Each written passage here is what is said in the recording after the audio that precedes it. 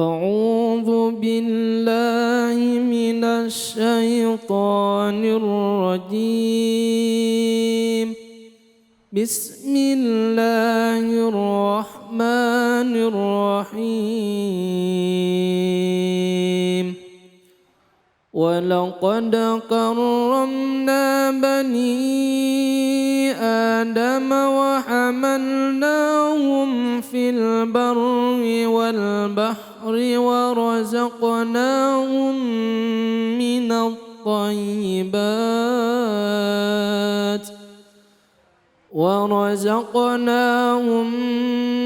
الطيبات وفضلناهم على كثير ممن خلقنا تفضيلا. Sadaqallahul azim. Sadaqallahul azim. Alhamdulillahirabbil alamin. Pemirsa iNews dimanapun saja berada, cahaya hati Indonesia. Setiap kita mendengarkan ayat suci Al-Quran, setiap kita membacakan ayat suci Al-Quran, insya Allah di dalamnya terdapat pahala bagi kita. Dan mudah-mudahan kita termasuk orang-orang yang selalu dekat dengan Al-Quran dalam kehidupan kita sehari-hari. Yang tadi dibacakan adalah Al-Quran surah Al-Isra ayat 70. Nah, untuk itu kita akan menyimak tausiah dari guru kita, yaitu Al-Ustadz Abdul Aziz Sidki dengan tema dampak rezeki halal dan haram. Silahkan Ustadz Fadl. Bismillahirrahmanirrahim. Assalamualaikum warahmatullahi wabarakatuh. Waalaikumsalam warahmatullahi wabarakatuh. Alhamdulillahirabbil alamin. Salatu wassalamu ala asyrafil anbiya'i wal mursalin. Sayyidina wa maulana Muhammadin wa ala alihi wa sahbihi ajma'in.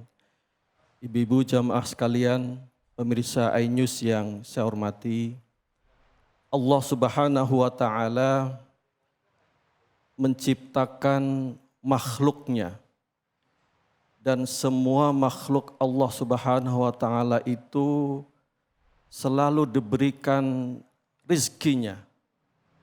Dan ada salah satu makhluk Allah yang dijamin rizkinya, yaitu binatang. Sebagaimana firman Allah dalam surah Hud ayat 6, A'udzu minasyaitonir rajim, "Wa ma min dabbatin fil ardi illa 'alallahi rizquha."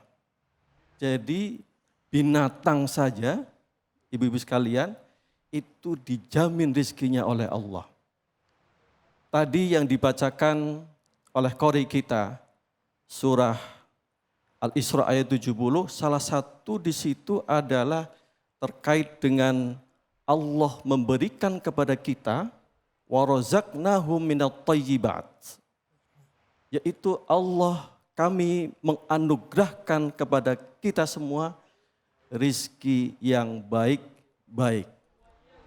Nah, Bapak Ibu sekalian, jamaah sekalian yang saya hormati, terkait dengan rizki ini memang ada yang harus kita cari. Hewan saja, ibu-ibu sekalian, jamaah sekalian, itu Allah beri rizki, apalagi kita, gitu ya. Apalagi manusia. Asalkan manusia itu mencari rizki, dan tentunya dengan syarat halalan thayyiba. Sebagaimana kita doa setiap saat, Allahumma inna nas'aluka ilman nafi'a wa rizqan halalan thayyiba. Halalan dan thayyiba. Di dalam Al-Quran, jamaah sekalian, dalam surah Al-Baqarah ayat 72, Allah berfirman, A'udzu minasyaitonir rajim, ya ayyuhalladzina amanu kulu min thayyibati ma razaqnakum washkuru lillahi in kuntum iyyahu ta'budun. Jadi ayat ini, ibu-ibu sekalian, ayat ini memerintahkan kepada kita kaum muslimin, muslimat untuk makan yang halal, rizki Allah yang halal. Dan tidak hanya halal, juga yang baik dan yang baik dan juga tentunya semua itu didapatkan dari yang halal. Nah, hadirin sekalian, dampak dari kita memakan barang yang halal dan haram. Kalau yang makan halal pasti jelas, ibu-ibu pasti sudah tahu. Kita insya Allah hidupnya akan tenang, hatinya akan tenang. Melaksanakan ibadah kita juga bisa dengan tenang. Tapi kalau kita semua ya memakan atau menggunakan sesuatu yang tidak halal, ya itu dampaknya minimal ada 2. Sebenarnya banyak, tapi minimal saya sebutkan ada 2. Yang pertama apa? Jika kita sekali lagi memakan, meminum, mengkonsumsi sesuatu yang tidak halal alias haram atau berpakaian yang tidak sesuai dengan syariat Islam, ya, yang tidak halal juga, apa pertama dampaknya? Pertama adalah kata Nabi Muhammad SAW, doa kita susah dikabulkan oleh Allah. Dalam satu hadis Nabi Muhammad SAW bersabda, Innallaha thayyibun, la yaqbalu illa thayyiban. Allah itu maha baik. Allah tidak menerima kecuali yang baik. Nah, karena itu di dalam hadis yang panjang ini yang terkait dengan ayat dalam surah Al-Baqarah ayat 172 yang saya bacakan tadi adalah bahwa ketika Rasulullah SAW menjelaskan ayat ini, ada seseorang, ya ibu sekalian, bapak ibu sekalian, ada seseorang yang dia berdoa kepada Allah. Berdoa mengangkat tangan kepada Allah, ya Allah, ya Allah, ya Allah. Tidak disebutkan waktu itu minta apa, tapi kalau ibu-ibu mungkin di sini minta apa Bu? Minta kaya, minta suami yang soleh, ya, minta anak yang soleh solihah, kan? Minta rezeki yang berkah, ya. Tapi kata Nabi, orang ini di satu sisi juga pakaian yang dipakai tidak bersih. Kemudian yang dimakan dan diminum adalah tidak halal. Kata Nabi, bagaimana Allah akan mengijabah doa orang ini? Nah, karena itu Bapak Ibu sekalian, jamaah sekalian, kita harus memperhatikan ini. Jadi kalau ibu-ibu terutama ini yang berdoa belum dikabulkan oleh Allah Subhanahu wa taala, jangan menyalahkan Allah. Jangan suudzon kepada Allah. Harus kita introspeksi. Kenapa doa-doa saya tidak dikabulkan atau belum dikabulkan oleh Allah? Oh, ternyata. Jadi itu kuncinya. Kalau ibu-ibu jamaah semua ingin doa kita dikabulkan oleh Allah Subhanahu wa taala, salah satu syaratnya adalah apa yang kita makan dan yang kita minum itu harus halalan thayyiba. Itu yang pertama. Kemudian yang kedua, dampak dari memakan harta yang tidak halal, yang kedua kita kata Nabi itu akan menjadi orang yang muflis. Muflis ya, pakai fa bukan pakai kha, bukan mukhlis tapi muflis. Orang yang apa? Muflis kata Nabi, orang yang rugi. Ya, yang rugi. Kata Nabi, kenapa? Siapa orang yang rugi? Kata Nabi, yang pertama adalah orang ini membawa pahala sholat, pahala puasa, pahala zakat, tapi di satu sisi orang ini juga menyakiti saudaranya. Kemudian memakan harta yang tidak halal. Kemudian pada saatnya, kemudian setelah itu orang yang disakiti di dunia, orang yang hartanya dimakan, kemudian menghadap ke orang ini, akhirnya pahala puasa orang ini diambil oleh orang yang disakiti. Baik. Nah, inilah orang yang rugi.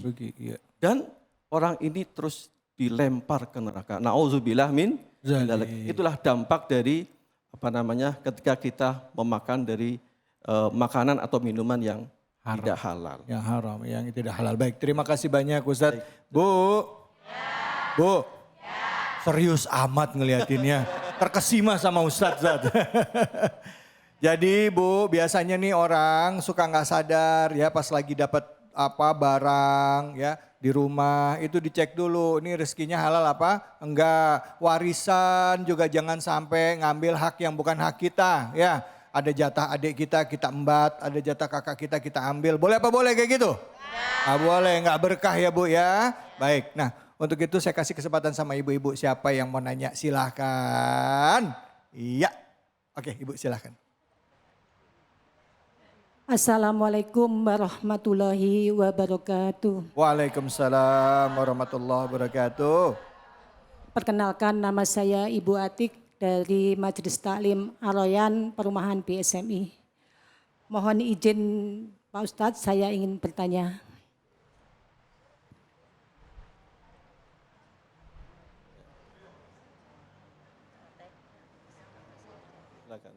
Bagaimana kita harus bersikap jika mengetahui bahwa suami telah berbohong jika ditanya mengenai rezeki yang diperoleh? Terima kasih.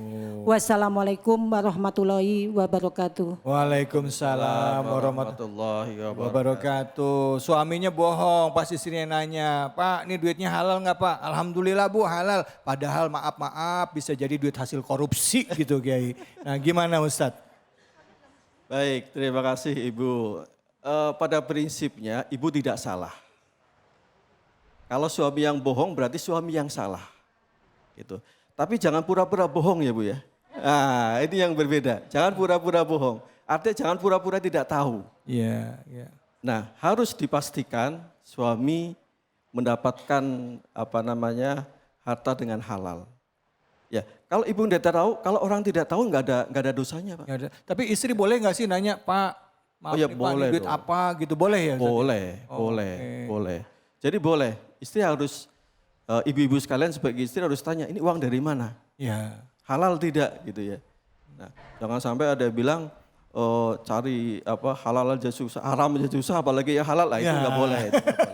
Nggak boleh kayak gitu. Tetap harus halal Bu ya. Tapi kalau ibu tidak tahu sekali lagi ibu tidak kena dosa. Karena memang suami itu kepala rumah tangga Bu. Jadi yang dosa suami ibu nggak dosa. Iya. Itu prinsipnya itu saya kira. Ustadz maaf nih Ustadz saya mau nanya nih. Masa sering kali kan ya kalau kita di dalam satu lingkungan kerja ya kebiasaan dapat uang yang di luar uang gaji ini udah rutin lah misalnya begitu ya Ustadz ya. Nah, jadi udah dianggap kebiasaan dan dianggap wajar. Padahal mungkin secara aturan ini melanggar aturan Ustadz. Nah istri tahu ini duit misalnya nggak benar. Nah kira-kira karena kita namanya ini ngerasa ya udahlah dianggap benar pembenaran. Ada nggak dampaknya ke anak atau ke istri dalam kehidupan sehari-hari di dunia? Ada nggak Ustadz? Ya setahu saya itu memang secara tidak langsung ada. Secara tidak langsung ada.